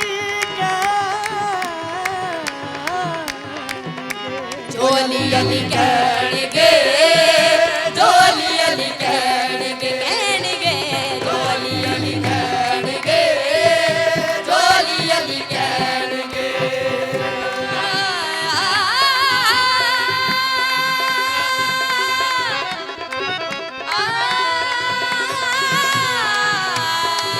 ਜੋ ਅਲੀ ਅਲੀ ਕਹਿਣਗੇ ਅਲੀ ਅਲੀ ਕਹਿਣਗੇ ਜੋ ਅਲੀ ਅਲੀ ਕਹਿਣਗੇ ਜੋ ਅਲੀ ਅਲੀ ਕਹਿਣਗੇ ਜੋ ਅਲੀ ਅਲੀ ਕਹਿਣਗੇ ਜੀ ਅੱਜ ਅਸੀਂ ਮਨਾ ਰਹੇ ਹਾਂ ਪੂਰੀ ਦੁਨੀਆ ਦੇ ਵਿੱਚ ਵਰਲਡ ਕੈਂਸਰ ਡੇ ਵਿਸ਼ਵ ਕੈਂਸਰ ਦਿਵਸ ਅੱਜ 4 ਫਰਵਰੀ ਹੈ ਤੇ ਇਸ ਸਿਲਸਿਲੇ ਦੇ ਵਿੱਚ ਸਾਡੇ ਨਾਲ ਸਟੂਡੀਓਜ਼ ਦੇ ਵਿੱਚ ਮੌਜੂਦ ਨੇ ਡਾਕਟਰ ਰੁਪਿੰਦਰ ਭਾਰਗਵ ਜੀ ਜੋ ਕੈਂਸਰ ਸਪੈਸ਼ਲਿਸਟ ਨੇ ਸੋ ਡਾਕਟਰ ਸਾਹਿਬ ਆਪਾਂ ਗੱਲ ਕੀਤੀ ਲੱਛਣਾਂ ਦੀ ਅਸੀਂ ਗੱਲ ਕੀਤੀ ਕੈਂਸਰ ਬਾਰੇ ਕਿ ਕਿਸ ਤਰ੍ਹਾਂ ਦੇ ਕਾਮਨ ਨੇ ਉਹ ਸਾਰੀ ਗੱਲ ਹੋ ਗਈ ਹੁਣ ਕੋਈ ਬੰਦਾ ਤੁਹਾਡੇ ਕੋਲ ਪਹੁੰਚਿਆ ਹੈ ਜਿਸ ਨੂੰ ਕੈਂਸਰ ਹੈ ਸਭ ਤੋਂ ਪਹਿਲਾਂ ਉਹਦਾ ਕੀ ਡਾਇਗਨੋਸ ਕਰੋਗੇ ਕਿੱਦਾਂ ਉਹਨੂੰ ਇਲਾਜ ਤੋਂ ਪਹਿਲਾਂ ਟੈਸਟ ਕੀ ਕਰੋਗੇ ਉਹਨਾਂ ਦਾ ਕੈਂਸਰ ਨੂੰ ਕਨਫਰਮ ਕਰਨ ਲਈ ਕਿ ਇਹ ਕੈਂਸਰ ਤੋਂ ਸਫਰ ਕਰ ਰਿਹਾ ਹੈ, ਅਸੀਂ ਉਹ ਕਿਸ ਹਿੱਸੇ ਦਾ ਕੈਂਸਰ ਹੈ ਉਹਦੇ ਮੁਤਾਬਕ ਹੀ ਟੈਸਟ ਕੀਤੇ ਜਾਂਦੇ ਹਨ। ਜੇ ਸਰੀਰ ਦੇ ਵਿੱਚ ਕਿਸੇ ਹਿੱਸੇ 'ਚ ਗੰਢ ਹੋਵੇ ਤਾਂ ਜਿਹੜਾ ਸਭ ਤੋਂ ਕਾਮਨਲੀ ਪਰਫਾਰਮ ਟੈਸਟ ਹੈਗਾ ਉਹਦੇ ਵਿੱਚ ਅਸੀਂ ਇੱਕ ਪਤਲੀ ਜਿਹੀ ਸੂਈ ਦੇ ਨਾਲ ਉਹਦੇ ਪਾਣੀ ਲੈਂਦੇ ਹਾਂ, ਗਿਲਟੀ ਦਾ ਪਾਣੀ ਜਾਂ ਸੈੱਲ ਦੇ ਰੂਪ ਵਿੱਚ ਲੈਂਦੇ ਹਾਂ, ਉਹਦੇ ਨਾਲ ਇੱਕ ਕਨਫਰਮੇਸ਼ਨ ਹੋ ਜਾਂਦੀ ਆ। ਉਦਾਹਰਨ ਦੇ ਤੌਰ ਤੇ ਬ੍ਰੈਸਟ ਕੈਂਸਰ 'ਚ ਜੇ ਕਿਸੇ ਦੀ ਛਾਤੀ 'ਚ ਕਿਸੇ ਔਰਤ ਦੀ ਗਿਲਟੀ ਹੈ ਤਾਂ ਅਸੀਂ ਉਹਦਾ ਇੱਕ ਪਤਲੀ ਜਿਹੀ ਸੂਈ ਦੇ ਨਾਲ ਪਾਣੀ ਲੈ ਕੇ ਅਸੀਂ ਕਨਫਰਮ ਕਰ ਦਿੰਦੇ ਹਾਂ ਕੈਂਸਰ। 95% ਕੇਸਿਸ ਦੇ ਵਿੱਚ ਉਹਦਾ ਡਾਇਗਨੋਸ ਕਨਫਰਮ ਹੋ ਜਾਂਦਾ ਜੀ। ਇਸ ਤੋਂ ਬਾਅਦ ਇਹ ਜਾਣਨ ਲਈ ਕਿ ਕੈਂਸਰ ਹੋਰ ਕਿੱਥੇ ਤੱਕ ਗਿਆ ਹੈ ਅਸੀਂ ਕੁਝ ਹੋਰ ਟੈਸਟ ਜਿਹਨੂੰ ਕਹਿੰਦੇ ਆ ਪੇਟ ਦੀ ਸਕੈਨਿੰਗ, ਛਾਤੀ ਦਾ ਐਕਸ-ਰੇ, ਕਈ ਵਾਰ ਸੀਟੀ ਸਕੈਨ ਵੀ ਕਰਾਏ ਜਾਂਦੇ ਆ ਜਾਂ ਪੈਟ ਸਕੈਨ ਕਰਾਏ ਜਾਂਦੇ ਆ। ਜੇ ਅਸੀਂ ਆਂਤੜੀਆਂ ਦਾ ਕੈਂਸਰ ਲੈਂਦੇ ਹਾਂ, ਇੰਟੈਸਟਾਈਨ ਦਾ ਕੈਂਸਰ ਲੈਂਦੇ ਹਾਂ ਤਾਂ ਐਂਡੋਸਕੋਪੀ ਇੱਕ ਅਜਿਹਾ ਤਰੀਕਾ ਹੈ ਜਿਹਦੇ ਵਿੱਚ ਅਸੀਂ ਡਾਇਰੈਕਟਲੀ ਉਸ ਏਰੀਆ 'ਤੇ ਇੱਕ ਦੂਰਬੀਨ ਪਾ ਕੇ ਉਹ ਦੇਖ ਲੈਂਦੇ ਹਾਂ ਕਿ ਮਿਹਦੇ ਦੇ ਵਿੱਚ ਉੱਥੇ ਜੇ ਅਲਸਰ ਹੈ ਜਾਂ ਕੋਈ ਰਸੌਲੀ ਹੈ ਉਹਨੂੰ ਪੀਸ ਵੀ ਲੈ ਲਈਦਾ, ਦੇਖ ਵੀ ਲਈਦਾ। ਸੋ ਕੈਂਸਰ ਦੀ ਸਟੇਜ ਡਿਟਰਮਿਨ ਕਰਨ ਦੇ ਲਈ ਅਸੀਂ ਸਕੈਨਿੰਗ ਜੀ, ਸੀਟੀ ਸਕੈਨ, ਛਾਤੀ ਦਾ ਐਕਸ-ਰੇ, ਛਾਤੀ ਦਾ ਸੀਟੀ ਸਕੈਨ ਜਾਂ ਪੈਟ ਸਕੈਨ ਤੱਕ ਕਰਾਉਂਦੇ ਹਾਂ। ਸੋ ਇਹ ਜਿਹੇ ਕੁਝ ਟੈਸਟ ਹੈ ਜੀ। ਔਰ ਇਹ ਟੈਸਟ 100% ਤੁਹਾਨੂੰ ਸ਼ੋਰ ਕਰ ਦਿੰਦੇ ਨੇ ਕਿ ਕੈਂਸਰ ਕਿਸ ਸਟੇਜ ਤੇ ਹੈ। ਹਾਂਜੀ, ਓਕੇ। ਤਾਂ ਉਸ ਤੋਂ ਬਾਅਦ ਕਲੋਜ਼ ਟੂ 100 ਕਵਾਂਗੇ, ਕਲੋਜ਼ ਟੂ 100। ਹਾਂਜੀ, ਠੀਕ ਹੈ ਸਰ। ਉਸ ਤੋਂ ਬਾਅਦ ਉਹਦਾ ਇਲਾਜ ਸ਼ੁਰੂ ਹੋਏਗਾ ਤਾਂ ਇਲਾਜ ਕਿਸ ਤਰ੍ਹਾਂ ਉਹਨੂੰ ਪ੍ਰੋਪਰ ਉਸੇ ਵਕਤ ਹਸਪੀਟਲਾਈਜ਼ ਕਰ ਦੇਣਾ, ਉਹਨੂੰ ਹਸਪਤਾਲ 'ਚ ਦਾਖਲ ਕਰ ਦੇਣਾ ਕਿ ਦਵਾਈ ਦੇ ਕੇ ਘਰ ਭੇਜ ਦੇਣਾ, ਕਿਸ ਤਰ੍ਹਾਂ? ਕੈਂਸਰ ਦੇ ਇਲਾਜ ਦੇ ਵਿੱਚ ਸਭ ਤੋਂ ਇੰਪੋਰਟੈਂਟ ਚੀਜ਼ ਇਹ ਹੈ ਕਿ ਮਰੀਜ਼ ਉਹਦੇ ਰਿਸ਼ਤੇਦਾਰਾਂ ਨੂੰ ਕੈਂਸਰ ਦੀ ਬਿਮਾਰੀ ਬਾਰੇ ਜੋ ਉਹਨਾਂ ਨੂੰ ਹੈ ਉਹਦੇ ਬਾਰੇ ਉਹਨਾਂ ਨੂੰ ਡਿਟੇਲ ਦੇ ਵਿੱਚ ਉਹਦੇ ਨਾਲ ਇਹ ਡਿਸਕਸ ਕੀਤਾ ਜਾਵੇ ਤਾਂ ਜੋ ਫੈਸਲਾ ਲੈ ਸਕਣ ਕਿਉਂਕਿ ਇਹ ਇੱਕ ਵਨ ਸਟਾਪ ਟ੍ਰੀਟਮੈਂਟ ਨਹੀਂ ਹੈ ਵੀ ਮੈਂ ਕਿਹਾ ਇਲਾਜ ਕਰਤਾ ਤੇ ਖਤਮ ਹੋ ਗਿਆ, ਕਿਉਂਕਿ ਇਹ ਰੈਗੂਲਰਲੀ ਪੇਸ਼ੈਂਟ ਦੇ ਨਾਲ ਇਨਵੋਲਵਮੈਂਟ, ਪੇਸ਼ੈਂਟ ਦੀ ਡਾਕਟਰ ਦੇ ਨਾਲ ਇਨਵੋਲਵਮੈਂਟ ਜ਼ਰੂਰੀ ਹੈ। ਸੋ ਇੱਕ 10-15 ਮਿੰਟ, ਅੱਧਾ ਘੰਟਾ ਲਗਾ ਕੇ ਉਹਨਾਂ ਦੇ ਹਰ ਸਵਾਲ ਦੇ ਬਾਰੇ, ਉਹਨਾਂ ਦੀ ਜੋ ਜਾਣਕਾਰੀ ਉਹਨਾਂ ਨੂੰ ਇਸ ਬਿਮਾਰੀ ਬਾਰੇ ਨਹੀਂ ਹੈ, ਉਹ ਦੇਣੀ ਬਹੁਤ ਜ਼ਰੂਰੀ ਹੈ। ਇਸ ਤੋਂ ਅਗਲਾ ਸਟੈਪ ਇਹ ਹੁੰਦਾ ਕਿ ਜਦੋਂ ਮਰੀਜ਼ ਇਸ ਚੀਜ਼ ਨੂੰ ਸਮਝ ਗਿਆ ਕਿ ਮੈਨੂੰ ਕੈਂਸਰ ਹੈ, ਅੱਗੇ ਇਲਾਜ ਕੀ ਕਰਨਾ, ਉਹਦੇ ਬਾਰੇ ਪਲੈਨਿੰਗ ਕੀਤੀ ਜਾਂਦੀ ਹੈ। ਅਕਸਰ ਕੈਂਸਰ ਦੇ ਵਿੱਚ, ਜਿਹਨੂੰ ਅਸੀਂ ਸੋਲਿਡ ਟਿਊਮਰਸ ਕਹਿੰਦੇ ਆ ਜਾਂ ਰਸੌਲੀ ਦੇ ਰੂਪ ਵਿੱਚ ਕਹਿੰਦੇ ਆ, ਬਲੱਡ ਕੈਂਸਰ ਤੋਂ ਇਲਾਵਾ ਜਿੰਨੇ ਵੀ ਕੈਂਸਰ ਆ, ਉਹਦੇ ਵਿੱਚ ਜਿਹੜਾ ਆਪਰੇਸ਼ਨ ਜਾਂ ਸਰਜਰੀ ਜਿਹੜੀ ਆ ਇੱਕ ਬਹੁਤ ਜ਼ਰੂਰੀ ਪਾਰਟ ਹੈ ਜਾਂ ਮੇਜਰ ਪਾਰਟ ਮੈਂ ਕਹਾਂਗਾ। ਜੇ ਕੋਈ ਕੈਂਸਰ ਸ਼ੁਰੂ ਵਿੱਚ ਪਤਾ ਲੱਗ ਜਾਏ ਤਾਂ ਉਸ ਹਿੱਸੇ ਤੇ ਚੋਂ ਕੈਂਸਰ ਨੂੰ ਕੱਢ ਕੇ, ਉਸ ਪਾਰਟ ਨੂੰ ਕੱਢ ਕੇ ਜਾਂ ਗਿਲਟੀ ਤੋਂ ਆਲੇ ਦੁਆਲੇ ਦੇ ਹਿੱਸੇ ਨੂੰ ਸਾਫ਼ ਕਰਕੇ, ਗਿਲਟੀਆਂ ਸਾਫ਼ ਕਰਕੇ ਅਸੀਂ ਕੈਂਸਰ ਦੇ ਇਲਾਜ ਦੇ ਵੱਲ ਵੱਧਦੇ ਹਾਂ। ਜਿਸ ਤਰ੍ਹਾਂ ਜੇ ਸਾਡੇ ਸਟਮਕ ਦਾ ਕੈਂਸਰ ਆ ਜਾਂ ਵੱਡੀ ਆਂਤੜੀ ਦਾ ਕੈਂਸਰ ਆ, ਅਸੀਂ ਉਸ ਹਿੱਸੇ ਦੀ ਆਂਤੜੀ ਦੇ ਉਸ ਪਾਰਟ ਨੂੰ ਰਿਮੂਵ ਕਰਕੇ ਆਪਸ ਵਿੱਚ ਫਿਰ ਜੋੜ ਦਈਦਾ। ਫਿਰ ਉਹਨੂੰ ਕੱਢ ਕੇ ਅਸੀਂ ਟੈਸਟ ਕਰਨ ਲਈ ਭੇਜਦੇ ਹਾਂ ਪੈਥੋਲੋਜੀ ਲਈ, ਇਹ ਜਾਣਨ ਲਈ ਕਿ ਕੈਂਸਰ ਕਿੰਨੀ ਵੱਡੀ ਗਿਲਟੀ ਸੀ, ਕਿੰਨੀ ਡੂੰਘੀ ਸੀ, ਕਿੰਨੀਆਂ ਗੰਢਾਂ ਜਾਂ ਲਿੰਫ ਨੋਡ ਜਿਹਨੂੰ ਕਹਿੰਦੇ ਉਹ ਅਫੈਕਟਡ ਹੈ ਇਸ ਬਿਮਾਰੀ ਦੇ ਨਾਲ। ਫਿਰ ਅਸੀਂ ਇਸ ਤੋਂ ਡਿਸਾਈਡ ਕਰਦੇ ਹਾਂ ਕਿ ਪੇਸ਼ੈਂਟ ਨੂੰ ਕੀਮੋਥੈਰੇਪੀ ਦੀ ਜ਼ਰੂਰਤ ਹੈ ਜਾਂ ਨਹੀਂ ਹੈ। ਤੀਜਾ ਤਰੀਕਾ ਕੈਂਸਰ ਨੂੰ ਇਲਾਜ ਦੇ ਲਈ ਜਿਹਨੂੰ ਕਹਿੰਦੇ ਹਾਂ ਅਸੀਂ ਰੇਡੀਓਥੈਰੇਪੀ ਹੁੰਦੀ ਹੈ। ਜਦੋਂ ਰਸੌਲੀ ਦਾ ਸਾਈਜ਼ ਜ਼ਿਆਦਾ ਵੱਡਾ ਹੋਵੇ ਜਾਂ ਡੂੰਘਾ ਹੋਵੇ, ਫਿਰ ਸਾਨੂੰ ਰੇਡੀਓਥੈਰੇਪੀ ਦੀ ਜ਼ਰੂਰਤ ਪੈਂਦੀ ਆ। ਸੋ ਕੈਂਸਰ ਦੇ ਇਲਾਜ ਦੇ ਵਿੱਚ ਜਿਹੜੀ ਸਾਡੇ ਕੋਲ ਹਥਿਆਰ ਹੈ, ਉਹਨੂੰ ਖ਼ਤਮ ਕਰਨ ਦੇ ਲਈ ਸਭ ਤੋਂ ਪਹਿਲਾਂ ਆਪਰੇਸ਼ਨ ਆਉਂਦੇ ਆ, ਜਿਹਨੂੰ ਸਰਜਰੀ ਕਹਿੰਦੇ ਆ। ਫਿਰ ਕੀਮੋਥੈਰੇਪੀ ਆਉਂਦੀ ਹੈ, ਰੇਡੀਓਥੈਰੇਪੀ ਆਉਂਦੀ ਹੈ, ਫਿਰ ਅੱਜ ਕੱਲ੍ਹ ਹੋਰ ਨਵੀਆਂ ਦਵਾਈਆਂ ਆ ਗਈਆਂ, ਉਹਦੇ ਨਾਲ ਹੁੰਦੇ ਆ। ਇਮਿਊਨੋਥੈਰੇਪੀ ਵੀ ਕੁਛ ਕੈਂਸਰ ਦੇ ਵਿੱਚ ਇਹਨਾਂ ਦਾ ਕੰਟਰੀਬਿਊਸ਼ਨ ਆਉਣੀ ਸ਼ੁਰੂ ਹੋ ਗਈ ਹੈ। ਟੋਟਲ ਕਿੰਨਾ ਟਾਈਮ ਲੱਗ ਜਾਂਦਾ ਇੱਕ ਆਦਮੀ ਨੂੰ ਠੀਕ ਹੋਣ ਦੇ ਵਿੱਚ? ਇਹ ਸਾਰਾ ਡਿਪੈਂਡ ਕਰਦਾ ਕੈਂਸਰ ਕਿਸ ਸਟੇਜ 'ਤੇ ਆ। ਜਿਹੜਾ ਪਹਿਲੀ ਸਟੇਜ ਦਾ ਕੈਂਸਰ ਹੈ, ਗਿਲਟੀ ਛੋਟੀ ਹੈ, ਤੇ ਕਈ ਵਾਰ ਆਪਰੇਸ਼ਨ ਕਰਦੇ, ਇਹਦੇ ਨਾਲ ਹੀ ਨਾਲ ਇਲਾਜ ਵੀ ਖਤਮ ਹੋ ਜਾਂਦਾ, ਠੀਕ ਹੋ ਗਿਆ। ਕਿਸੇ ਨੂੰ ਕੀਮੋਥੈਰੇਪੀ ਦੀ ਜ਼ਰੂਰਤ ਨਹੀਂ ਪੈਂਦੀ, ਰੇਡੀਓਥੈਰੇਪੀ ਦੀ ਜ਼ਰੂਰਤ ਨਹੀਂ ਪੈਂਦੀ। ਸੋ ਇਹ ਤਾਂ ਹੈ ਸਟੇਜ 1 ਦਾ। ਜੇ ਚੌਥੀ ਸਟੇਜ ਦਾ ਹੋਵੇ ਕੈਂਸਰ, ਤਾਂ ਫਿਰ ਆਪਰੇਸ਼ਨ ਦਾ ਰੋਲ ਬਿਲਕੁਲ ਨਹੀਂ ਹੁੰਦਾ। ਆਪਰੇਸ਼ਨ ਦਾ ਪਹਿਲੇ ਨੰਬਰ 'ਤੇ ਆਪਰੇਸ਼ਨ ਨਹੀਂ ਆਉਂਦਾ। ਫਿਰ ਉਹ ਸਾਨੂੰ ਕੁਛ ਹੋਰ ਤਰੀਕੇ, ਜਿਸ ਤਰ੍ਹਾਂ ਕੀਮੋਥੈਰੇਪੀ ਦੇ ਕੇ ਉਹ ਬਿਮਾਰੀ ਨੂੰ ਖ਼ਤਮ ਕਰਨ ਦੀ ਕੋਸ਼ਿਸ਼, ਜੋ ਅਕਸਰ ਚੌਥੀ ਸਟੇਜ ਵਿੱਚ ਨਹੀਂ ਹੋ ਪਾਉਂਦੀ। ਅਸੀਂ ਕਹਿੰਦੇ ਕਿ patient the quality of life ਨੂੰ ਇੰਪਰੂਵ ਕੀਤਾ ਜਾਵੇ, ਉਹਦੀ ਲਾਈਫ ਨੂੰ ਵਧਾਇਆ ਜਾ ਸਕੇ, ਤਾਂ ਉਸ ਵਿੱਚ ਕੀਮੋਥੈਰੇਪੀ ਹੁੰਦੀ ਆ। ਉਹ ਚੌਥੀ ਸਟੇਜ ਦੇ ਵਿੱਚ ਤਾਂ ਟ੍ਰੀਟਮੈਂਟ ਲੰਬਾ ਹੁੰਦਾ, ਤਕਲੀਫ ਨੂੰ ਘਟਾਉਣ ਲਈ ਹੁੰਦਾ। ਵਿੱਚ ਵਾਲੀਆਂ ਸਟੇਜਾਂ ਜਿੱਦਾਂ ਸੈਕੰਡ, ਥਰਡ ਆ ਜਾਂਦੀ ਹੈ, ਉਹਦੇ ਵਿੱਚ ਸਰਜਰੀ ਹੋਣੀ, ਕੀਮੋਥੈਰੇਪੀ ਹੋਣੀ, ਜਾਂ ਕਿਸੇ ਨੂੰ ਰੇਡੀਓਥੈਰੇਪੀ ਜੇ ਹੋਣੀ ਹੈ। ਆਮ ਤੌਰ 'ਤੇ ਦੇਖਿਆ ਗਿਆ ਕਿ 3 ਤੋਂ 4 ਮਹੀਨੇ ਮਿਨੀਮਮ ਤਾਂ ਲੱਗਦਾ ਹੀ ਆ। ਆਮ ਤੌਰ 'ਤੇ 5-6 ਮਹੀਨੇ ਦੇ ਵਿੱਚ ਤਿੰਨੋਂ ਪਾਰਟ ਜਿਹੜੇ ਪੂਰੇ ਹੋ ਜਾਂਦੇ ਆ। ਕਾਫੀ ਕਾਸਟਲੀ ਪੈਂਦਾ ਹੋਏਗਾ, ਇਹ ਕਾਫੀ ਮਹਿੰਗਾ ਇਲਾਜ ਹੈ। ਇਸ ਤਰ੍ਹਾਂ ਕਹਾਂਗੇ ਅਸੀਂ ਕਿ ਜਿੰਨੀ ਲੇਟ ਕੈਂਸਰ ਪਤਾ ਲੱਗੇਗਾ, ਉਨਾ ਹੀ ਇਲਾਜ ਮਹਿੰਗਾ ਹੁੰਦਾ ਜਾਏਗਾ। ਓਕੇ, ਕਿਉਂਕਿ ਇਹਦੇ ਵਿੱਚ ਹਰ ਚੀਜ਼ ਫਿਰ ਇਨਵੋਲਡ ਹੈ, ਆਪਰੇਸ਼ਨ ਵੀ ਇਨਵੋਲਡ ਹੈ, ਕੀਮੋਥੈਰੇਪੀ ਜਿਹੜੀ ਕਈ ਵਾਰ ਕੋਸਟਲੀ ਹੁੰਦੀ ਹੈ, ਐਂਡ ਰੇਡੀਓਥੈਰੇਪੀ ਜੇ ਸਰਕਾਰੀ ਹਸਪੀਟਲਸ ਤਾਂ ਫ੍ਰੀ ਹੁੰਦੀ ਹੈ, ਬਟ ਪ੍ਰਾਈਵੇਟ ਦੇ ਵਿੱਚ ਕਿਉਂਕਿ ਮਸ਼ੀਨਾਂ ਇੰਨੀਆਂ ਮਹਿੰਗੀਆਂ ਹੁੰਦੀਆਂ ਤਾਂ ਉਹ ਕੋਸਟ ਆਫ ਟ੍ਰੀਟਮੈਂਟ ਆਪ ਜ਼ਰੂਰ ਜਾਂਦਾ। ਹੈਲਥ ਕੇਅਰ ਸਿਸਟਮ ਸਾਡਾ ਹੋਰ ਇੰਪਰੂਵ ਹੋਣਾ ਚਾਹੀਦਾ ਤਾਂ ਕਿ ਹਰੇਕ ਬੰਦਾ ਅਫੋਰਡ ਕਰ ਸਕੇ, ਤੇ ਰੱਬ ਨਾ ਕਰੇ ਜੇ ਕਿਸੇ ਨੂੰ ਇਹ ਸਮੱਸਿਆ ਹੋ ਗਈ। ਸੋ ਬਜ਼ੁਰਗ ਕਹਿੰਦੇ ਨੇ ਕਿ ਇਲਾਜ ਨਾਲੋਂ ਪਰਹੇਜ਼ ਬਿਹਤਰ ਹੈ, ਤੇ ਕੋਈ ਪਰਹੇਜ਼ ਵੀ ਹੈ ਕਿ ਅਸੀਂ ਇਸ ਬਿਮਾਰੀ ਤੋਂ ਬਚੇ ਹੀ ਰਹੀਏ? ਕੁਛ ਚੀਜ਼ਾਂ ਜਿਸ ਤਰ੍ਹਾਂ ਅਸੀਂ ਸ਼ੁਰੂ ਵਿੱਚ ਡਿਸਕਸ ਕੀਤੀ ਕਿ ਜਿਹੜੀਆਂ ਚੀਜ਼ਾਂ ਕੈਂਸਰ ਨੂੰ ਵਧਾਵਾ ਦਿੰਦੀਆਂ ਹਨ, ਜੇ ਅਸੀਂ ਉਹਨਾਂ ਦੇ ਉੱਤੇ ਅਸੀਂ ਫੋਕਸ ਕਰੀਏ ਤਾਂ ਅਸੀਂ ਕੈਂਸਰ ਨੂੰ ਹੋਣ ਜਾਂ ਵਧਣ ਦੇ ਰੋਕ ਸਕਦੇ ਹਾਂ। ਵਰਲਡ ਕੈਂਸਰ ਡੇ ਮਨਾਉਣ ਦਾ ਇੱਕ ਪਰਪਸ ਇਹ ਹੈ ਕਿ ਇਹ ਦੇਖਿਆ ਗਿਆ ਹੈ ਕਿ 1/3 ਕੈਂਸਰ ਯਾਨੀ ਕਿ 35% ਕੈਂਸਰ ਹੈ ਜਿਹੜੇ ਪ੍ਰੀਵੈਂਟ ਕੀਤੇ ਜਾ ਸਕਦੇ ਆ। ਅੱਛਾ ਜੀ।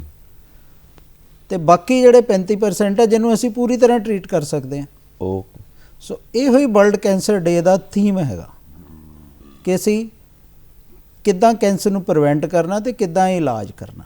ਸੋ ਜਦੋਂ ਅਸੀਂ ਪ੍ਰੀਵੈਂਸ਼ਨ ਦੀ ਗੱਲ ਕਰਾਂਗੇ, ਉਹਦੇ ਵਿੱਚ ਜਿਹੜੀਆਂ ਚੀਜ਼ਾਂ ਸਭ ਤੋਂ ਇੰਪੋਰਟੈਂਟ ਹੈ ਤੇ ਸਾਨੂੰ ਸਾਰਿਆਂ ਨੂੰ ਫੋਲੋ ਕਰਨੀ ਚਾਹੀਦੀ ਹੈ ਕਿ ਸਮੋਕਿੰਗ ਬਹੁਤ ਸਾਰੇ ਕੈਂਸਰ ਹੈਗੇ ਆ ਜਿਹੜਿਆਂ ਨੂੰ ਵਧਣ ਦੇ ਵਿੱਚ ਜਾਂ ਹੋਣ ਦੇ ਲਈ ਡਾਇਰੈਕਟਲੀ ਇਨਵੋਲਵਡ ਹੈਗੀ ਆ। ਜਿਸ ਤਰ੍ਹਾਂ ਫੇਫੜਿਆਂ ਦੇ ਕੈਂਸਰ ਕਵਾਂਗੇ, ਮੂੰਹ ਦੇ ਕੈਂਸਰ ਕਵਾਂਗੇ, ਹੋਰ ਕਈ ਕੈਂਸਰ, ਮਸੂੜੇ ਦੇ, ਗਲੇ ਦੇ। ਜੀ। ਸ਼ਰਾਬ ਦਾ ਅਧਿਕ ਮਾਤਰਾ ਦੇ ਵਿੱਚ ਜਿਹੜਾ ਸੇਵਨ ਹੈ ਉਹ ਕੈਂਸਰ ਨੂੰ ਬੜਾਵਾ ਦਿੰਦਾ। ਸੋ ਕੰਟਰੋਲਡ ਡਰਿੰਕਿੰਗ ਜਿਹਨੂੰ ਕਹਿੰਦੇ, ਘੱਟ ਮਿਕਦਾਰ ਦੇ ਵਿੱਚ ਸ਼ਰਾਬ ਤਾਂ ਲੈ ਕੇ ਅਸੀਂ ਜਿਹੜੇ ਲੈਂਦੇ ਆ, ਵੈਸੇ ਤਾਂ ਲੈਣੀ ਨਹੀਂ ਚਾਹੀਦੀ, ਜਿਹੜੇ ਡਰਿੰਕ ਕਰਦੇ ਆ ਉਹਦੀ ਕੁਆਂਟੀਟੀ ਨੂੰ ਲਿਮਿਟ ਕਰਕੇ ਅਸੀਂ ਕੈਂਸਰ ਤੋਂ ਬਚ ਸਕਦੇ ਹਾਂ। ਇਸ ਤੋਂ ਇਲਾਵਾ ਜਿਸ ਤਰ੍ਹਾਂ ਲਿਵਰ ਕੈਂਸਰ ਦੇ ਲਈ hepatitis B virus, cervix cancer ਲਈ HPV ਵਾਇਰਸ ਮੰਨੀ ਜਾਂਦੀ ਹੈ, ਇਹਨਾਂ ਦੀ ਵੈਕਸੀਨੇਸ਼ਨ ਅਵੇਲੇਬਲ ਹੈ। ਹੈਪੇਟਾਈਟਿਸ ਬੀ ਦੀ ਵੈਕਸੀਨੇਸ਼ਨ, HPV ਦੀ ਵੈਕਸੀਨੇਸ਼ਨ, ਜੇ ਅਸੀਂ ਵੈਕਸੀਨੇਸ਼ਨ ਕਰਾਈਏ ਇਹਨਾਂ ਦੋਨਾਂ ਚੀਜ਼ਾਂ ਦੀ ਤਾਂ ਅਸੀਂ ਇਸ ਕੈਂਸਰ ਤੋਂ ਬਚ ਸਕਦੇ ਹਾਂ। ਅਗਲਾ ਪੁਆਇੰਟ ਆ ਜਾਂਦਾ ਕਿ ਓਬੈਸਿਟੀ, ਮੋਟਾਪਾ ਵੀ ਕਈ ਕੈਂਸਰ, ਜਿਸ ਤਰ੍ਹਾਂ ਬ੍ਰੈਸਟ ਕੈਂਸਰ, ਯੂਟਰਸ ਦਾ ਕੈਂਸਰ, ਪੈਂਕਰੀਆਸ ਦਾ ਕੈਂਸਰ, ਉਹਦੇ ਨਾਲ ਡਾਇਰੈਕਟਲੀ ਇਨਵੋਲਵਡ ਹੈਗੀ ਆ। ਸੋ ਅਸੀਂ ਜੇ ਆਪਣਾ ਹੈਲਦੀ ਲਾਈਫ ਸਟਾਈਲ, ਆਪਣਾ ਵੇਟ ਕੰਟਰੋਲ 'ਚ ਰੱਖਾਂਗੇ। ਵੇਟ ਕੰਟਰੋਲ ਕਿੱਦਾਂ ਰੱਖਾਂਗੇ? ਐਕਸਰਸਾਈਜ਼ ਦੇ ਨਾਲ। ਜੇ ਅਸੀਂ ਮੋਡਰੇਟ ਐਕਸਰਸਾਈਜ਼ ਕਹਿੰਦੇ ਆ ਕਿ ਹਫਤੇ ਦੇ ਵਿੱਚ 1.5 ਘੰਟਾ 150 ਮਿੰਟ, ਮੈਂ ਕਹਾਂਗਾ 150 ਮਿੰਟ ਦੀ ਐਕਸਰਸਾਈਜ਼ ਜਿਹੜੀ ਆ ਉਹ ਸਾਡੇ ਲਈ ਡਿਵਾਈਡ ਕਰਕੇ ਕਰਦੇ ਰਹਾਂਗੇ ਤਾਂ ਅਸੀਂ ਹੈਲਦੀ ਰਹਾਂਗੇ। ਸੋ ਮੈਂ ਆਪਣੇ ਦਰਸ਼ਕਾਂ ਨਾਲ ਇਹ ਗੱਲ ਸਾਂਝੀ ਕਰ ਦੇਵਾਂ ਕਿ ਡਾਕਟਰ ਸਾਹਿਬ ਨੇ ਦੱਸਿਆ ਕਿ 3 ਕਲਾਸ ਦੇ ਵਿੱਚ ਅਸੀਂ ਵੰਡਦੇ ਹਾਂ ਕੈਂਸਰ ਨੂੰ। 35% ਹਿੱਸਾ ਉਹ ਹੈ ਕਿ ਅਸੀਂ ਵਧੀਆ ਖਾਣ ਪੀਣ ਰੱਖੀਏ, ਆਪਣਾ ਲਾਈਫ ਸਟਾਈਲ ਹੈਲਦੀ ਰੱਖੀਏ, ਵਧੀਆ ਰੱਖੀਏ, ਸਿਹਤਮੰਦ ਰੱਖੀਏ, ਤਾਂ ਸਾਨੂੰ ਕੈਂਸਰ ਹੋਣਾ ਹੀ ਨਹੀਂ ਹੈ। ਦੂਸਰੇ ਨੰਬਰ 2 ਤੇ ਜਿਹੜੇ ਹੋਰ 35% ਨੇ ਉਹ ਇਹ ਨੇ, ਉਹ ਕੈਂਸਰ ਜਿਨ੍ਹਾਂ ਦਾ ਇਲਾਜ ਹੋ ਸਕਦਾ, ਉਹ ਆਪਰੇਸ਼ਨ ਵੀ ਹੋ ਸਕਦਾ, ਉਹ ਦਵਾਈਆਂ ਨਾਲ ਵੀ ਹੋ ਸਕਦਾ, ਤੁਸੀਂ ਬਿਲਕੁਲ ਠੀਕ ਹੋ ਸਕਦੇ ਹੋ। ਯਾਨੀ ਕਿ 70% ਅਸੀਂ ਕੱਢ ਹੀ ਦਈਏ। ਬਾਕੀ ਜਿਹੜਾ 35% ਬਚਿਆ ਜਾਂ 30% ਬਚਿਆ, ਉਹ ਇਲਾਜ ਦੇ ਵਾਸਤੇ ਵੀ ਜਾਇਆ ਜਾ ਸਕਦਾ ਹੈ। ਉਹਦੇ ਵਾਸਤੇ ਇਹ ਹੈ ਕਿ ਤੁਸੀਂ ਪਹਿਲਾਂ ਤੋਂ ਆਪਣਾ ਇਲਾਜ ਨਹੀਂ ਕਰਵਾਇਆ, ਪਹਿਲਾਂ ਤੁਹਾਨੂੰ ਪਤਾ ਹੀ ਨਹੀਂ ਲੱਗਾ ਕਿ ਕੈਂਸਰ ਹੈ, ਤੇ ਉਹ ਬਾਕੀ 30% ਉਹਦੇ 'ਚ ਆਉਂਦਾ ਹੈ ਜਿਹੜਾ ਅਗਲੀ ਸਟੇਜ ਤੱਕ ਡਿਵੈਲਪ ਹੋ ਚੁੱਕਾ ਹੈ। ਪਰ ਉਹਦਾ ਵੀ ਇਲਾਜ ਸੰਭਵ ਹੈ ਕਿਉਂਕਿ ਹੁਣ ਮੈਡੀਕਲ ਸਾਇੰਸ ਬਹੁਤ ਅੱਗੇ ਵੱਧ ਚੁੱਕੀ ਹੈ, ਦਵਾਈਆਂ ਵੀ ਆ ਚੁੱਕੀਆਂ ਨੇ, ਮਸ਼ੀਨਰੀ ਵੀ ਆ ਚੁੱਕੀ ਹੈ। ਠੀਕ ਹੈ ਨਾ ਡਾਕਟਰ ਸਾਹਿਬ? ਤੇ ਉਹਦਾ ਇਲਾਜ ਵੀ ਸੰਭਵ ਹੈ। ਸੋ ਜੋ ਇਹ ਲੋਕਾਂ ਦੇ ਵਿੱਚ ਡਰ ਬੈਠਿਆ ਹੋਇਆ, ਜੋ ਮੈਂ ਤੁਹਾਡਾ ਇੱਕ ਮੈਸੇਜ ਦੇ ਰੂਪ ਦੇ ਵਿੱਚ ਵੀ ਚਾਹਾਂਗਾ, ਇਨ ਦਾ ਸਾਈਕੋਲੋਜੀਕਲ ਟ੍ਰੀਟਮੈਂਟ, ਜੋ ਡਰ ਬੈਠਿਆ ਹੋਇਆ ਕਿ ਕੈਂਸਰ ਦਾ ਮਤਲਬ ਹੈ ਕਿ ਤੁਸੀਂ ਗਏ, ਜੀਵਨ ਖਤਮ ਹੋ ਗਿਆ, ਇਹ ਇਦਾਂ ਦਾ ਡਰ ਜਿਹੜਾ ਬੈਠਿਆ ਲੋਕਾਂ ਦੇ ਮਨ ਦੇ ਵਿੱਚ, ਕਿਉਂਕਿ ਪੁਰਾਣੇ ਸਮੇਂ 'ਚ ਤਾਂ ਇਲਾਜ ਨਹੀਂ ਸੀਗੇ, ਹੁਣ ਤਾਂ ਸਭ ਕੁਝ ਹੈ। ਇਹ ਡਰ ਕਿਵੇਂ ਕੱਢੋਗੇ? ਇਹ ਤੁਸੀਂ ਜ਼ਰੂਰ ਕੱਢ ਦਿਓ। ਇਹ ਜਿਹੜੀ ਪ੍ਰੀਵੈਂਸ਼ਨ ਦੇ ਐਂਗਲ ਤੋਂ ਅਸੀਂ ਆਏ ਹਾਂ, ਇਹਦਾ ਮਕਸਦ ਇਹ ਹੈ ਕਿ ਅਸੀਂ ਕਿਸ ਤਰ੍ਹਾਂ ਬਚਣਾ। ਕੈਂਸਰ ਦੇ ਇਲਾਜ ਵਿੱਚ ਸਭ ਤੋਂ ਵੱਡੀ ਜਿਹੜੀ ਸਾਡੀ ਮੁਸੀਬਤ ਹੈ ਕਿ ਅਸੀਂ ਲੁਕ ਜਾਂਦੇ ਹਾਂ। ਜਦੋਂ ਡਾਇਗਨੋਸ ਹੋ ਜਾਂਦਾ ਅਸੀਂ ਬਾਹਰ ਨਹੀਂ ਨਿਕਲਦੇ। ਕੈਂਸਰ ਇੱਕ ਬਾਕੀ ਬਿਮਾਰੀਆਂ ਦੀ ਤਰ੍ਹਾਂ ਬਿਮਾਰੀ ਹੈ। ਜੇ ਪੁੱਛੋ ਤਾਂ ਕੁਝ ਬਿਮਾਰੀਆਂ ਜਿਸ ਤਰ੍ਹਾਂ ਹਾਰਟ ਦੀ ਬਿਮਾਰੀ ਹੈ ਜਾਂ ਕੋਈ ਸ਼ੂਗਰ ਦੀ, ਇਹ ਲਾਈਫ ਲੌਂਗ ਚੱਲਦੀ ਹੈ। ਪਰ ਕੈਂਸਰ ਦਾ ਇਲਾਜ ਇੱਦਾਂ ਦਾ ਨਹੀਂ ਹੈ। ਜੇ ਛੇਤੀ ਪਤਾ ਲੱਗ ਜਾਏ, 4-6 ਮਹੀਨੇ ਦੇ ਵਿੱਚ ਇਲਾਜ ਖਤਮ ਹੋ ਜਾਂਦਾ, ਤਾਂ ਉਸ ਤੋਂ ਬਾਅਦ ਇੱਕ ਨੋਰਮਲ ਲਾਈਫ ਸਟਾਈਲ ਹੈ, ਕੋਈ ਇੰਟਰੈਕਸ਼ਨ ਨਹੀਂ ਹੈ, ਕੋਈ ਪ੍ਰੋਬਲਮ ਨਹੀਂ ਹੈ ਸਾਨੂੰ। ਸੋ ਇਸ ਕਰਕੇ ਡਰਨ ਦੀ ਜ਼ਰੂਰਤ ਨਹੀਂ ਹੈ। ਕੈਂਸਰ ਦਾ ਮਤਲਬ, ਡਾਇਗਨੋਸਿਸ ਮਤਲਬ ਡੈਥ ਨਹੀਂ ਹੈ ਬਿਲਕੁਲ। ਇਸੇ ਕਰਕੇ ਸਾਡਾ ਅੱਜ ਡਿਸਕਸ ਕਰਨ ਦਾ ਮਕਸਦ ਇਹ ਹੀ ਹੈ ਕਿ ਅਸੀਂ ਕੈਂਸਰ ਦਾ ਬਾਰੇ ਜਾਂ ਸਾਨੂੰ ਸ਼ੱਕ ਹੋਵੇ ਸਰੀਰ ਦੇ ਵਿੱਚ, ਸਾਨੂੰ ਉਦੋਂ ਹੀ ਇਹਦੇ ਮਾਹਰ ਡਾਕਟਰ ਦੇ ਕੋਲ ਜਾਣਾ ਚਾਹੀਦਾ। ਜਾ ਕੇ ਆਪਣੇ ਜਿਹੜੇ ਵੀ ਸਵਾਲ ਆ ਉਹ ਉਹਨਾਂ ਦੇ ਨਾਲ ਸਾਂਝੇ ਕੀਤੇ ਜਾਣ, ਤਾਂ ਜੋ ਕੈਂਸਰ ਬਾਰੇ ਇਲਾਜ ਦੇ ਵਿੱਚ ਸਾਨੂੰ ਵੱਧ ਤੋਂ ਵੱਧ ਕਾਮਯਾਬੀ ਮਿਲ ਸਕੇ। ਸੋ ਕੈਂਸਰ ਤੋਂ ਡਰਨ ਵਾਲੀ ਕੋਈ ਗੱਲ ਨਹੀਂ ਹੈ। ਬਿਮਾਰੀ ਤਾਂ ਚੰਗੀ ਨਹੀਂ ਕਵਾਂਗੇ, ਪਰ ਜੇ ਇਹਨੂੰ ਅਸੀਂ ਸ਼ੁਰੂ ਤੋਂ ਹੀ ਫੜ ਲਾਂਗੇ ਤਾਂ ਅਸੀਂ ਇਹਨੂੰ ਪੂਰੀ ਤਰ੍ਹਾਂ ਠੀਕ ਕਰ ਸਕਦੇ ਹਾਂ।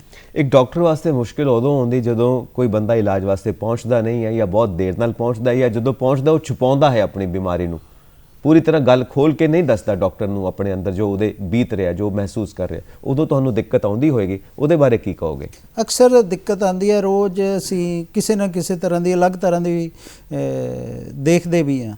ਅਕਸਰ ਮੈਂ ਦੇਖਦਾ ਕਿ ਉਹਨਾਂ ਦੇ ਪਰਿਵਾਰ ਦੇ ਵਿੱਚ ਇੱਕ ਬੰਦਾ ਪੂਰਾ ਇਲਾਜ ਕਰਕੇ ਠੀਕ ਵੀ ਹੋਇਆ ਹੁੰਦਾ, ਆਪਰੇਸ਼ਨ ਕਰਾ ਕੇ ਜਾਂ ਕੀਮੋਥੈਰੇਪੀ ਕਰਾ ਕੇ, ਪਰ ਉਹਨਾਂ ਦਾ ਅਗਲਾ ਜਿਹੜਾ ਜੀ ਆ, ਉਸ ਮੈਂਬਰ ਹੈ ਫੈਮਿਲੀ ਦਾ, ਉਹ ਇਲਾਜ ਕਰਾਉਣ ਲਈ ਅੱਗੇ ਨਹੀਂ ਆਉਂਦਾ।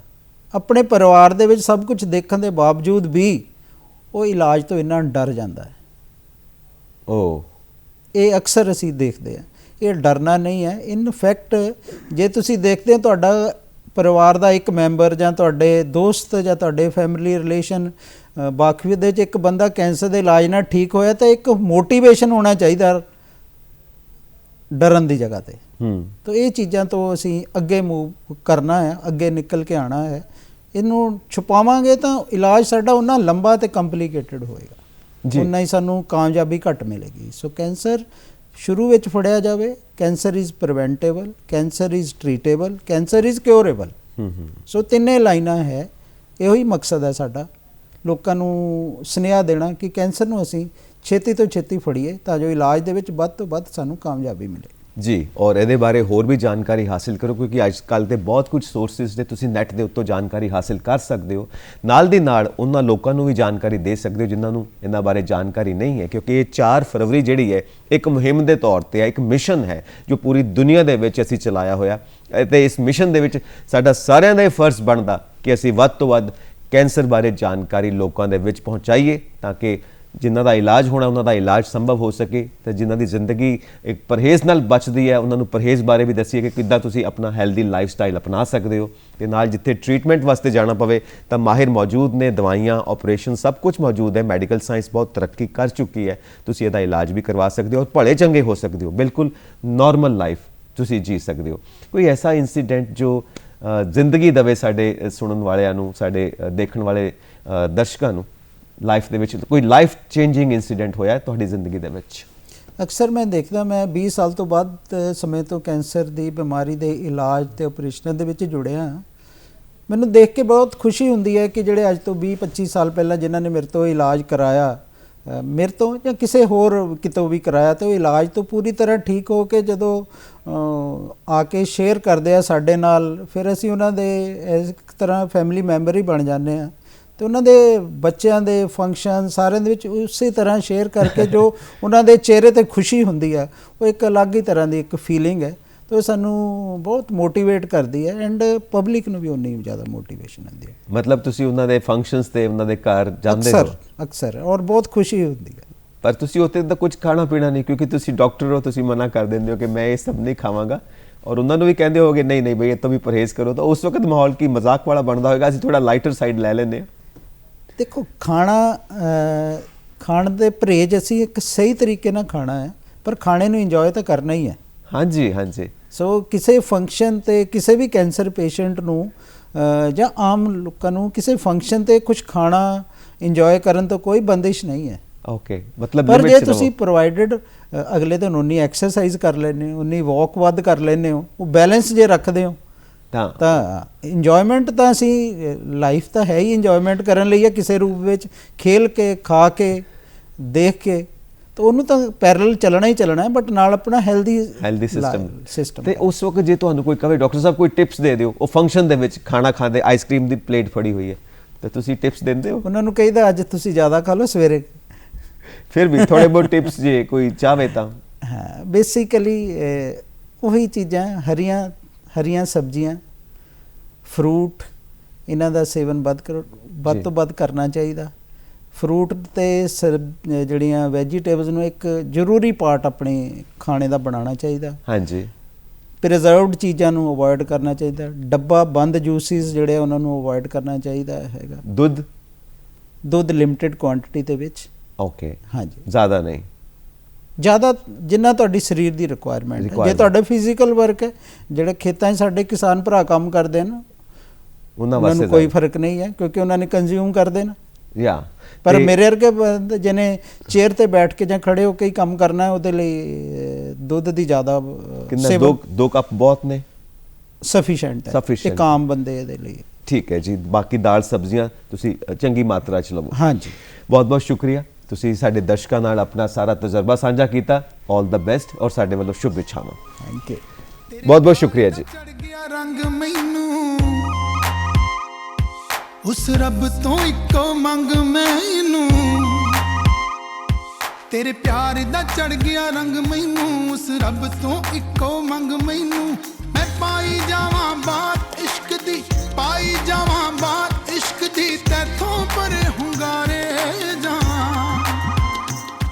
ਮੈਨੂੰ ਇੰਨੇ ਹੀ ਸਾ ਚਾਹੀਦੇ ਜੋ ਤੇਰੇ ਨਾਲ ਗੁਜ਼ਾਰੇ ਜਾਣ।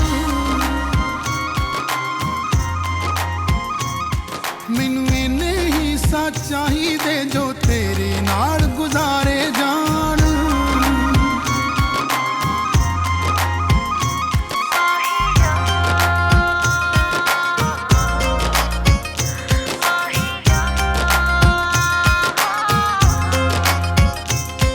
ਤੂੰ ਪੀਂਗ ਤੇ ਮੈਂ ਹੁਲਾਰਾ ਨੀ,